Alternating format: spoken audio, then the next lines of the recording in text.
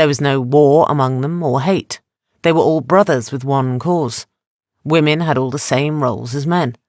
There were no set gender norms or roles. The place was indeed truly a wonder, home to great armies and order. The Order of the Chosen was the fiercest army to ever walk Darhaven. They were the personal guards of the Chosen. They were few in number, but their strength, battle prowess, and heartlessness on the battlefield made their number not a factor. Many would not fight if they knew even one of the Order was facing against them. You would wonder what would make such a great and powerful city crumble, a city no army could take. It's a tale as old as time, and like all other great empires, they fell from within. Once the Chosen passed, the infighting started. They had no one to lead them. The Order of the Chosen divided up the kingdom, each declaring their own new king or false reborn Chosen. The inevitable war started. This war waged for decades. It sucked nearly all of Darhaven into it. In the end, the great kingdom of Alkebulan lay in ruins, destroyed by the very Order that was closest to the Chosen and tasked to protect him and the kingdom when he was gone. The Order of the Chosen still remained intact. Scattered remains of them who still passed down the teachings and training to future knights of the Order. But their fame and reputation long lost. They are shamed and mocked now, ridiculed and referred to as a cult with no sanity. But they are still highly dangerous, and if united with an actual Chosen, they would be near unstoppable. Lorden's mother was from these people. She was a knight of the Order. He remembered how lost she had become after the Chosen of that time had died. Her attempts to establish a normal life were pointless. Everywhere she went there was trouble, and she left destruction in her wake. Lorden's mother was a very proud and fierce believer and defender of the Chosen, like all of the Order's knights. No matter who badmouthed the Chosen, she put her sword to them. No one could beat her. So they found one of the Orders that turned mercenary hired him to kill her. The battle was legendary. 2 of the lost and few from the Order of the Chosen fought to the death. Lorden watched his mother die that day. She took her brother in the Order with her. Since then, Lorden hated and feared the Chosen. He was dreading the destruction that he would bring. Lorden feared the Chosen so much, he sacrificed his very being to creatures who dwelled in the darkest places of reality for the power and time to stop the next Chosen. Lorden shivered as he stood in the air on his balcony and looked at the night sky. The symbol of the Chosen shone brighter than the moon, announcing his arrival. Lorden held on to the stone railing and trembled not from the biting cold, but from fear. All that doubted the reality of the Chosen will now see how real he truly is, Lorden said into the night, and called for his guard. We walked till dawn. The silence between me and the guardian of the Chosen was clearly felt. The guardian seemed as if she wanted to speak to me about something, but kept silent. I did not know what to think. I just saw this woman with my symbol on her armour cut other sword-wielding men to pieces without breaking a sweat. If that was not enough, the landscape here was beautiful and completely foreign. I did not recognise the trees with their gnarled faces that seemed to follow me. Their expression was of awe, and like they wanted to speak. It was very unsettling. There is a small roadside tavern not far off, Chosen. We can rest there if it suits you, the guardian said respectfully. I nodded, not really caring. I just wanted to get off my feet. I needed to sit down and think. I am still not completely sure if this is real. I have read stories of people in comas who live a life in some dream world. Could I be in a coma? As the sun started to rise, the road we were travelling on got busy. People stared at me, and the hulking Muazama was looking intimidating in her midnight blue armour that was spotted with the men she had killed earlier.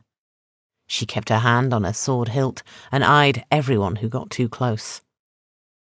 They looked at the symbol on Muazama's armour and sneered. The hate for the Chosen and those who served him apparently was widespread and ran deep with the people. This tavern we are going to is friendly to your order, Chosen, Muazama whispered in my ear. We passed several more people as we neared the tavern. The closer we got, the more anxious the people seemed. Even more so after seeing Muazama. The people just gave me curious looks. I guess the way I was dressed seemed out of place here. I saw a sign ahead with a black fist painted on it. We are here, Chosen. Stay close to me, Muazama said. The feel of a sword on my hip was awkward and uncomfortable. I had to walk with my hand on its hilt to keep it steady so I could walk with ease. There was a crowd in front of the inn. A man in armour stood before them, blocking the entrance. As we all know, the Order of the Chosen has been causing trouble again. These crazed lunatics are extremely dangerous and are in this tavern, The man shouted, his voice deep and booming over the rabble of voices talking in hushed tones. As he said this, several more armoured and armed men walked from the trees with torches in their hand. By order of His Majesty, Phalor, ruler of the southern human lands, all members of the Order of the Chosen shall be put to death. Those who support the Order shall also be killed, The man said, and motioned for the men to set fire to the tavern known as the Clenched Fist. It has always been a friendly place for those who followed the Chosen. Chosen. Muazama called me urgently. I looked at her. We must save those of our order that are in that tavern. I can't act unless you command me, she said calmly. I nodded at her. She drew her sword and stepped forward. Stop! Her voice bellowed. Everyone stopped and turned towards her. By order of the reborn Chosen, the arisen one, the undying, the immortal ruler of Darhaven, stop the persecution of his subjects or face death, Muazama commanded. The soldiers in the crowd faced her. Many started to whisper among themselves and point at me. The soldiers with torches looked to their commander, waiting for the order to continue. The tavern door opened, dark blue robes billowed in the wind as a bold, pale man stepped from them. His eyes were a dark brown, and his beard seemed to be a tangle of thick fire. It was a deep, dark, almost blood red. He looked around, taking in all. His gaze settled on me and lingered. A huge, toothy grin took over his pale face as he seemed to recognize me. The symbol of the Chosen glowed on his robes over his heart. His grin quickly hardened to a scowl as he noticed the soldiers. With a wave of his pale hand, the torches were extinguished and the king's soldiers wielding them thrown back. My power has returned. It truly is you, Chosen, he said, and knelt in reverence. Leaning heavily on his staff as if something ailed him, the heavily armed commander seemed to regain his composure. Formation! He bellowed. His soldiers came from every direction and stood in front of him, shields up and blades drawn. Strangely, I felt calm, despite the fact that we were grossly outnumbered. I felt different. I could not explain it, but I was not afraid. My guardian stepped in front of me, her blade pointing at the commander, calling him out. If you do not withdraw your men and return to your king, I promise you will perish this day, she glared. The citizens of the small town seemed confused, stuck in the middle of a war they wanted no part in.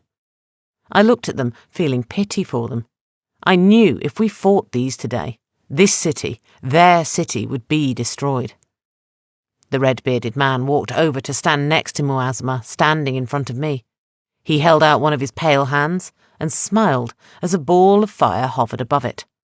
It was silent, smokeless fire, but menacing.